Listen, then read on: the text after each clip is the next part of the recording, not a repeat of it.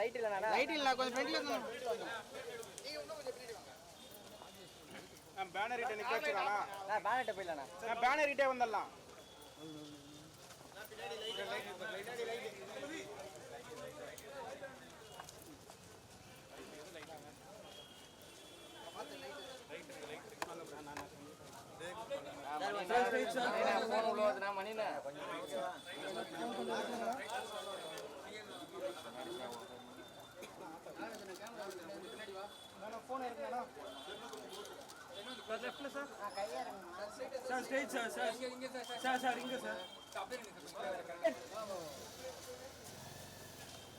பா குறுக்க ஓடாதீங்கப்பா மாதிரி ஓடுறீங்க பேர்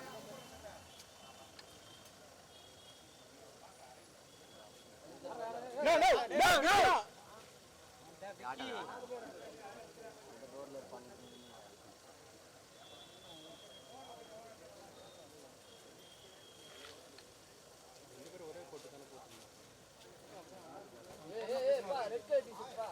பா யார் பா எதுக்கு குறுக்க ஓடுறீங்க நான் சதீஷ் ஃபோன் லெஃப்ட் ரைட்டா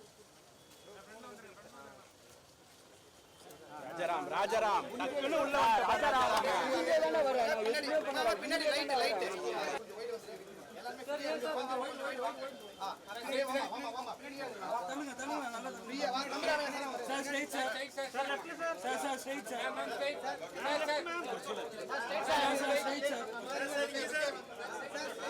phone sir straight mobile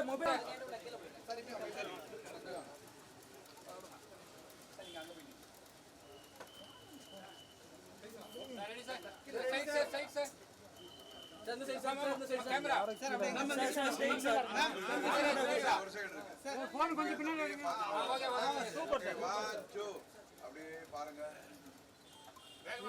sir நீங்க வேகம் ஓட்டிங்க அவங்க சார் எல்லாம் சென்டர் சார் இங்க சார் அப்படியே லைட்டா பின்னாடி கொண்டு வாங்க கேமரா கொஞ்சம் க்ளோஸ் ரெடி நான் டிசைன் சார் கேமரா ஐ சார் லுக் சார்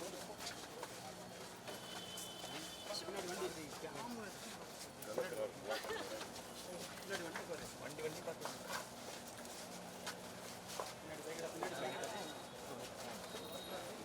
வண்டி இருக்குடா பாத்துவோம்டா ஸ்டாப் எங்க இருக்கு பாக்குறேன் இன்னும் தெரியல நான் அப்படியே பக்கத்துல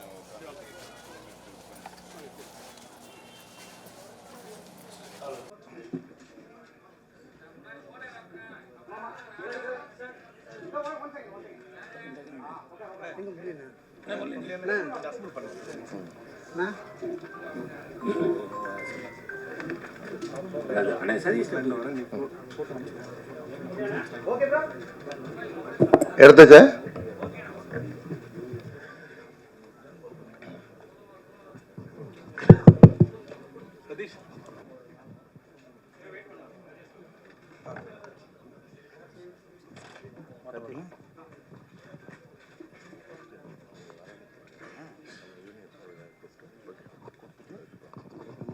எல்லாருக்கும் வணக்கம்.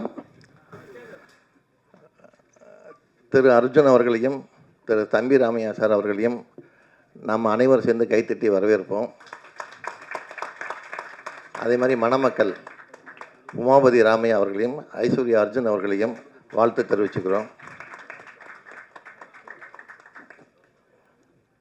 அர்ஜுன் சார் இயக்குனர் ராமநாராயணன் சார் மூலமாக நன்றிங்கிற படத்தில் ஹீரோவாக அறிமுகமானார். அதுலேருந்து இன்றைக்கி வரைக்கும் அவரோட தமிழ் சினிமா கேரியர் அப்படியே தொடர்ந்து ட்ராவல் ஆகிட்டுருக்கு.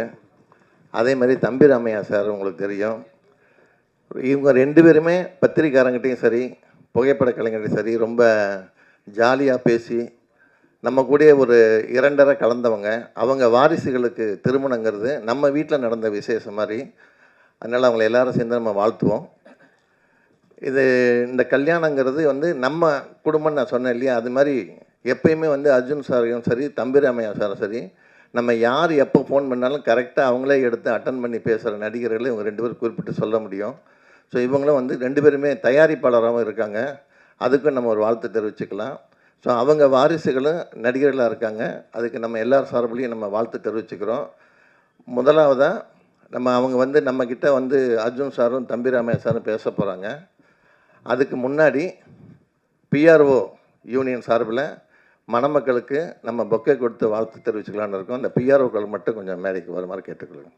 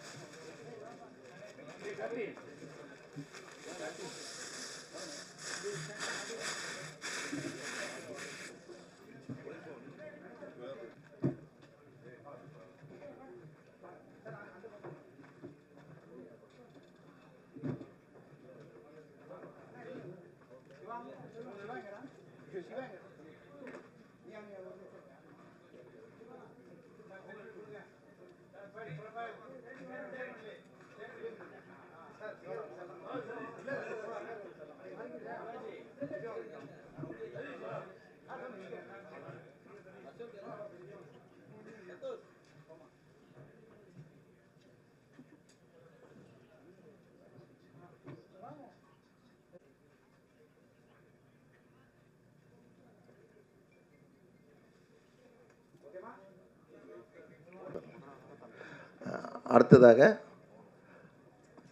மணமக்களின் பெற்றோரான முதலாவதாக தம்பி ராமையா சார் வந்து நம்மகிட்ட பேசுவார். அடுத்ததாக அர்ஜுன் சார் பேசுவார்.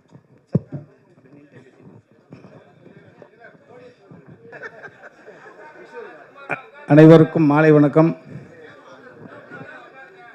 பத்திரிகை, தொலைக்காட்சி, இணையதள சகோதர சகோதரிகளுக்கு இப்பொழுதும் வணக்கம். இன்றைக்கி ஸ்பெஷல் வணக்கம். காரணம், ஒரு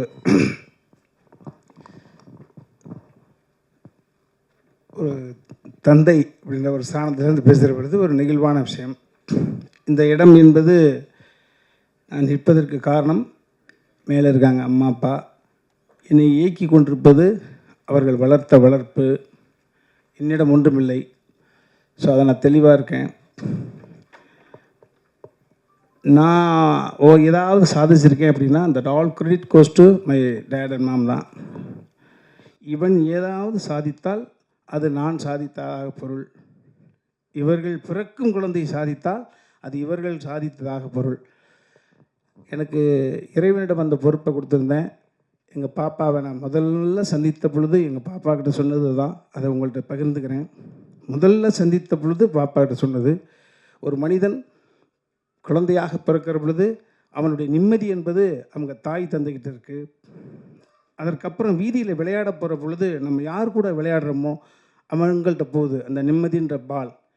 அதற்கப்புறம் பள்ளிக்கூடத்துக்கு போகிற பொழுது பக்கத்தில் யார் உட்காந்துருக்காங்க அவங்களோட கேரக்டர் நம்மளை வந்து இன்ஸ்பயர் பண்ணும். அந்த நிம்மதின்ற பால் அவங்கள்ட்ட போகுது. பாடம் சொல்லிக் கொடுக்கும் வாத்தியார்கிட்ட போகுது. கல்லூரிக்கு போகிற பொழுது அதே தான் தொடருது. நண்பர்கள் யார், பக்கத்தில் இருப்பது யார், யாரிடம் இறைவன் கைகுலுக்க தூண்டுகிறான், யாரிடம் இறைவன் நம்மளை மாணவனாக சேர்க்கிறான். வேலைக்கு போகிற பொழுது நம்மளை விட உயர்ந்த இடத்தில் இருக்கக்கூடிய அதிகாரிகள்கிட்ட போயிடுது அந்த நிம்மதி.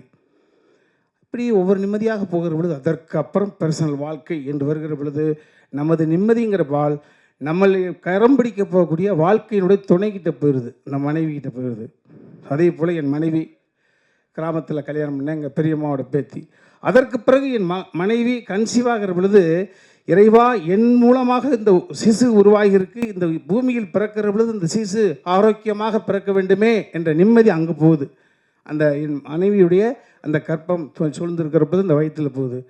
அதே மாதிரி அந்த நிம்மதிங்கிற பால் மறுபடியும் சொல்லண்டு வந்து இவன் வயிற்றுக்குள்ளே இருக்கிற பொழுது இவன் ஒழுங்காக பிறக்கணுமே போச்சு. இப்படி தொடர்ச்சியாக போகிற பொழுது என் மகளுக்கு வரன் தேடுகிற பொழுது மருமகன் நல்லா இருக்கணுமே, அவனுக்கு எந்த விதமான அந்த மாதிரி அவன்கிட்ட போச்சு, மருமகன்கிட்ட போச்சு. அந்த மருமகனை தேர்ந்தெடுக்கக்கூடிய உரிமையை கூட என் மகனிடம்தான் கொடுத்தேன். காரணம், ஒருவருக்கு 2 குழந்தை இருக்கலாம், 3 குழந்தை இருக்கலாம். எனக்கு 2 குழந்தை. எப்பா, எனக்கு மருமகன் அமைவதை விட, உங்கள் அம்மாவுக்கு மருமகன் அமைவதை விட, உங்கள் அக்காவுக்கு கணவன் அமைவதை விட உனக்கு மைத்துனன் சரியாக அமைய வேண்டும். நாங்கள் இருக்கும் காலம் வரை எங்களால் இந்த பூமிக்கு படைக்கப்பட்டவர்கள் இணைபெரியாது சந்தோஷமாக இருக்க வேண்டும். ஸோ நீ சொன்னீன்னா மகளை கொடுத்துருவேன். ஸோ அப்படி தான். ஸோ இந்த நிம்மதி என்பது தொடர்ச்சியாக என் மகள் இப்போ இறுதியாக எங்கள் பாப்பாட்ட சொன்னேன், அம்மா இறைவன் நம்மளை அடிக்கடி சந்திக்க வைக்கக்கூடிய சூழ்நிலை உருவாக்கி கொடுத்துட்டான். நிறையா பேச போகிறோம். முதல்ல அப்பா அங்கிளை பார்க்குற பொழுது என்ன சொன்னாங்கன்றது காலம் முழுக்க உன்கிட்ட இருக்கணும்னா அது மாதிரி பாப்பாட்ட சொன்னேன், அம்மா இந்த நிம்மதி என்கிற பால் இப்போ உன் மடிக்கு வந்திருக்கடா செல்லம்.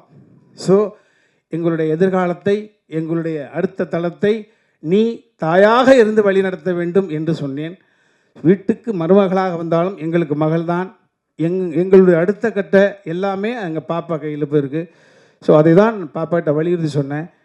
அதையெல்லாம் தாண்டி எனக்கு இது சுமையா சுகமா அப்படின்னா சுகம், ஆனால் சுமையான சுகம். காரணம், பார்த்து வியந்த ஒரு சுயம்பு. அர்ஜுன் சார் நான் சம்பந்தியாக பார்க்கவில்லை, நான் சார் தான் கூப்பிட்டுக்கிட்டு இருக்கேன், அவனும் சார் தான் கூப்பிட்றான். நான் என் உயரம் தெரிந்தவன், நான் எல்லா ஸ்டெப்பை நான் அளந்து வச்சு தான் வந்திருக்கேன். யாருடைய எள்ளி நகையாடலுக்கும் நான் எந்த விதத்திலும் காரணமாயிடக்கூடாது. பயந்து வாழ்க்கையை தாழ்வு மனப்பான்மையோடவே ஒவ்வொரு நிமிடம் நகர்த்தி கொண்டிருக்கிறவன். உங்களையெல்லாம் பார்க்கிற பொழுது கொஞ்சோண்டு சம்பளம், பெரிய அளவு முரட்டு மாடி பங்களாக்கெல்லாம் கிடையாது.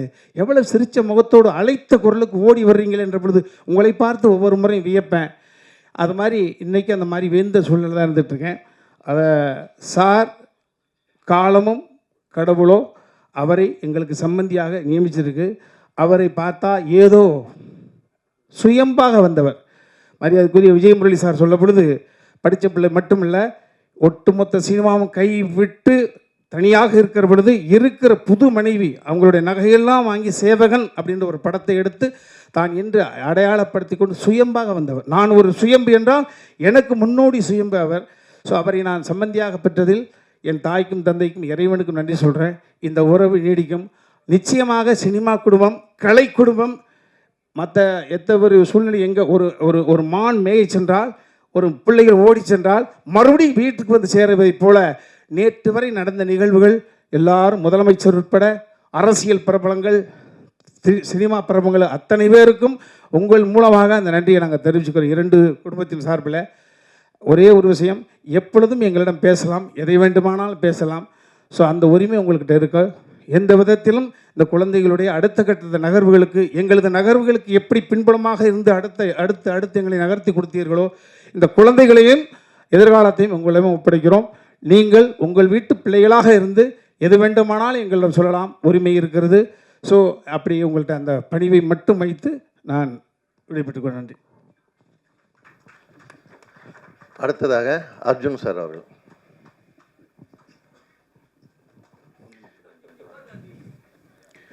மழை பெய்கிற மாதிரி ஃபுல்லெல்லாம் நல்லா பேசி விட்டார். என்ன பேசுறதுன்னு தெரியல. இங்கே வந்திருக்கும் எல்லா பத்திரிகை நண்பர்களுக்கும், நம்ம எல்லா பிஆர்ஓகளுக்கும், மேடையில் இருக்கும் ராமையா சார் அவர்களுக்கும் எல்லாருக்கும் என்னுடைய முதற்கண் வணக்கத்தை தெரிவிச்சுக்கிறேன். நிறைய தடவை நான் இங்கே உங்களெல்லாம் ஒரு ஆர்டிஸ்டாக, பலமுறை இயக்குனராகவும் தயாரிப்பாளராகவும் நான் சந்திச்சிருக்கேன். இன்றைக்கி ரொம்ப புதுசாக இருக்குது. ஒரு பொண்ணை கட்டி கொடுத்ததுக்கப்புறம் அப்பனா அண்ட் மாமனா உங்கள் முன்னாடி நிற்கிறேன். ஸோ ரொம்ப டிஃப்ரெண்ட்டாக இருக்குது எனக்கு. நம்ம முரளி சொன்ன மாதிரி நன்றி படம் ராமநாதன் சார் என்னை இன்ட்ரடியூஸ் பண்ணார். அது இப்போ கிட்டத்தட்ட இல்லை 40 இயர்ஸ் தான். 1984, 40 வருஷம் ஆச்சு.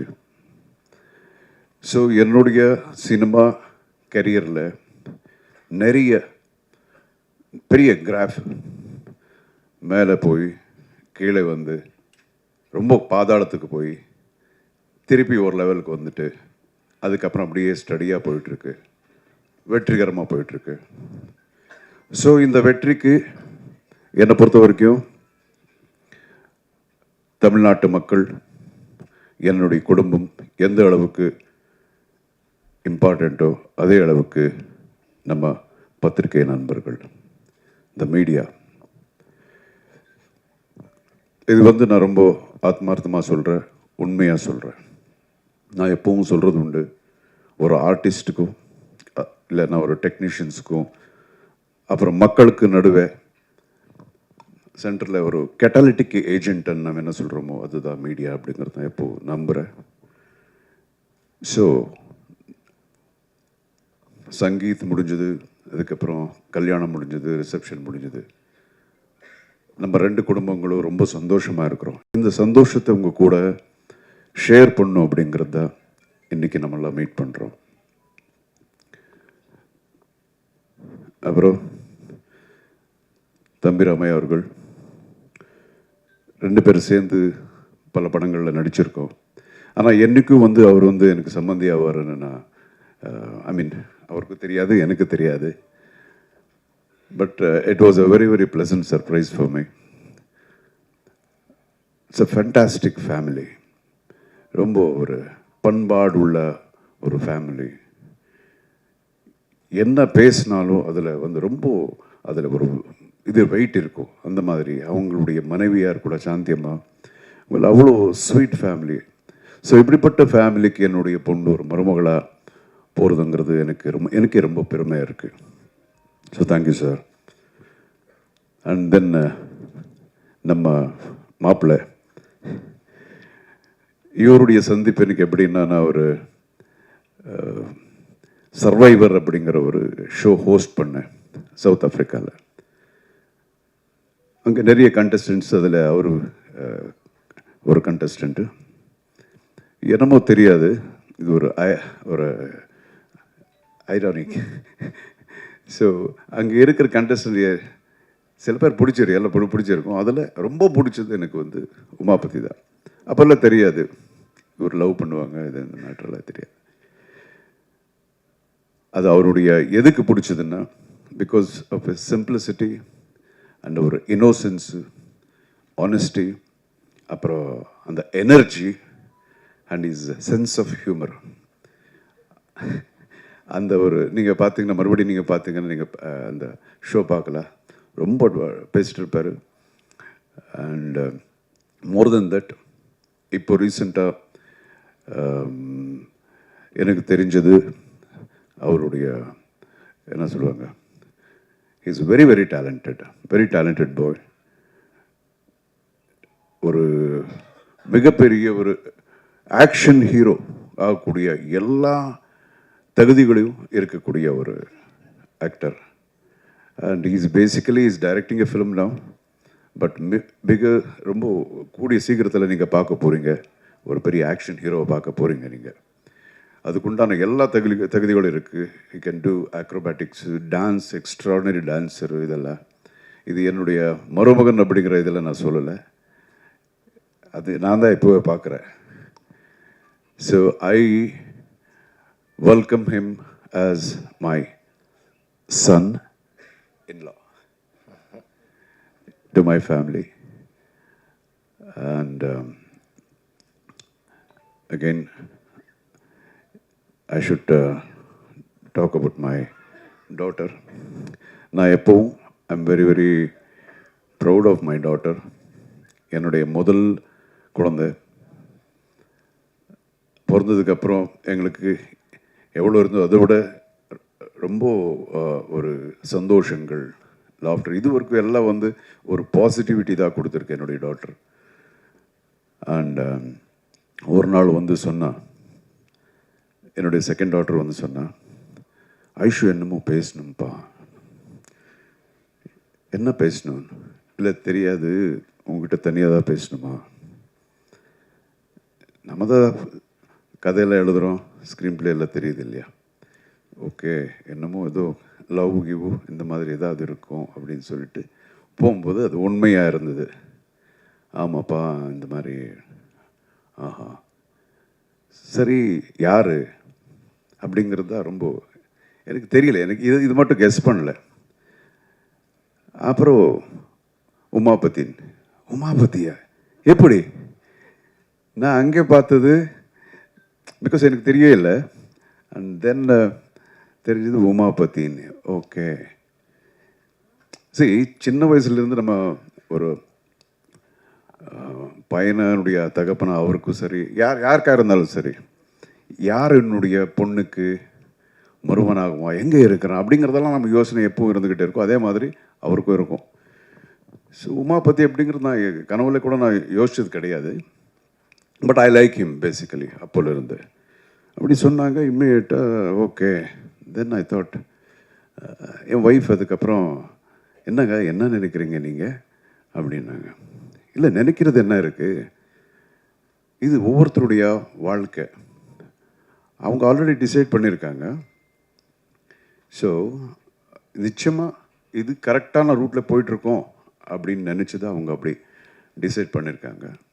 சின்ன ஒரு விடலை பருவத்தில் இருக்கிற ஒரு ஜஸ்ட் 16 இயர்ஸ் 14 இயர்ஸ் ஏஜாக இருந்தால் நம்ம யோசிக்கலாம் அவங்களுடைய முடிவுகள் கரெக்டாக இருக்குமோ இல்லையோ அப்படிங்கிறது. பட் இந்த இதில் கரெக்டாக தான் இருக்கும். அண்ட் அகெயின் தெரிஞ்சோ தெரியாமலையோ எனக்கு அந்த பையனை நான் பார்த்து பழகிற ஒரு வாய்ப்பு இதுக்கு முன்னாடி எனக்கு கிடைச்சிது. ஆல்மோஸ்ட் ஒரு 2 months எவ்ரி செகண்டை நான் பார்த்துட்டே இருந்தேன், every second day. So I am very happy. அப்புறம் ராமேஷ் சார் பற்றி கூட தெரியும், is a wonderful human being அப்படின்னு. அண்ட் தென் நம்ம ஆஞ்சநேயர் கோயிலில் மீட் பண்ணோம். மீட் பண்ணி நம்ம டிஸ்கஸ் பண்ணது இவ்வளோதான், எப்போ கல்யாணத்தை வச்சுக்கலாம் அப்படிங்கிறதா. ஸோ இந்த அளவுக்கு everything went on very very smoothly. அதுலேயும் நிறைய ஒரு சின்ன சின்ன மிராக்கிள்ஸ் மாதிரி எல்லாம் நடந்தது. And then we decided and today you can see them. எனக்கு இது ஒரு இவர் சொல்லிட்டு இருந்தார், ஐஷு பார்க்கும்போது இவ்வளோ தான் இருந்ததுன்னு. எனக்கு இப்போ கூட அப்படி தான் இருக்குது. இப்போதான் கொஞ்ச நாளுக்கு முன்னாடியே என் மடியில் இப்படி உக்காந்துட்டு ஒரு கம்ப்யூட்டரில் பார்த்து கேட்ட ஞாபகம் அப்படியே இருக்குது. அப்பா இது என்ன இது அப்படின்னு. தென்ன நான் சொல்லுவேன், இது வந்து ஏ வரும், ஏபிசி இப்படி டப் பண்ண அங்கே வருதுன்னு. ஸோ இது சொல்லி இப்போ தான் நடந்த மாதிரி இருக்குது. Today she sitting with the man she loves as a wife of him. So அவ்வளோதான், we are happy. And again இதுக்கு முன்னாடி கூட நான் இங்கே வர்றதுக்கு முன்னாடி நம்ம நண்பர்கள் ஒரு 2 பேர் எனக்கு ஃபோன் பண்ணி கேட்டாங்க, என்னென்னா இது உங்கள் டாக்டருக்கு கல்யாணத்துக்கு அப்புறம் கூட நடிப்பாங்களா அப்படின்னு நல்லா கேட்டாங்க. சரி எப்படியோ அங்கேயே வர்ற, அங்கே சொல்லிடுற அப்படின்னு. சரி, ஒவ்வொருத்தரும் அவருடைய இண்டிவிஜுவல் லைஃப் யாராக இருந்தாலும் சரி. ஸோ அவங்க லைஃப்பை டிசைட் பண்ணுவாங்க. ஸோ இந்த லைஃப்ங்கிறதுல வந்து தொழில் அப்படிங்கிறது ரொம்ப சின்ன ஒரு விஷயந்தான், லைஃப் பெரிய இது. ஸோ லைஃபை டிசைட் பண்ணும்போது தொழில் அப்படிங்கிறது கூட அவங்க டிசைட் பண்ணணும், அவங்களுக்கு என்னென்ன வேணுமோ அப்படி ஆரம்பத்திலேருந்து அப்படி தான். ஸோ என் பொண்ணு மட்டும் இல்லை, எந்த பொண்ணாக இருந்தாலும் சரி, எந்த பொண்ணாக இருந்தாலும் அவங்களுக்கு என்ன வேணுமோ அவங்க டிசைட் பண்ணுற உரிமை அப்படிங்கிறது அவங்களுக்கு இருக்குது. It is their rights. அது நான் எப்போவும் நம்ம விட்டுருவேன். அதுதான் நாங்கள் எல்லோரும் அதுதான் நம்புகிறோம். அண்ட் இத்தனை வருஷமாக என்னையும் சரி ரமேஷ் சாரி சரி, நீங்கள் எல்லாம் வந்து உங்களுடைய அன்பு ஆதரவு எல்லாம் கொடுத்து காப்பாற்றிருக்கீங்க.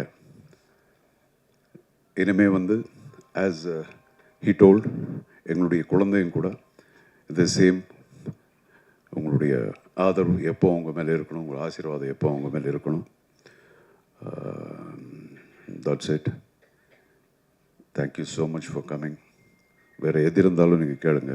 We are very very happy. இந்த ஹாப்பினஸ் உங்கள் கூட ஷேர் பண்ணதா இன்றைக்கி நம்ம மீட் பண்ணிட்டுருக்கோம். Thank you so much. தம்பி ராமையா சார் பார்த்திங்கன்னா தயாரிப்பாளர்களுக்கு வந்து ரொம்ப சூட்டபுளான ஆர்டிஸ்ட்டு. அவங்களுக்கு பட்ஜெட் படமாக இருந்தாலும் சரி, பெரிய படமாக இருந்தாலும் சரி, அவங்களுக்கு ரொம்ப கோஆப்ரேட் பண்ணி பண்ணுவார். அவர் பையன் உமாபதி வந்து என்னென்னா, தமிழ் சினிமாவில் நீங்கள் ஆக்ஷன் கிங் நம்ம அர்ஜுனை சொல்கிறோம், ஆனால் அவர் வந்து மார்ஷல் ஆர்ட்ஸு கற்றுக்கிட்ட ஒரே நடிகர் உமாபதி தான். அடுத்ததான் உமாபதி அவர்களை பேச அழைக்கிறோம்.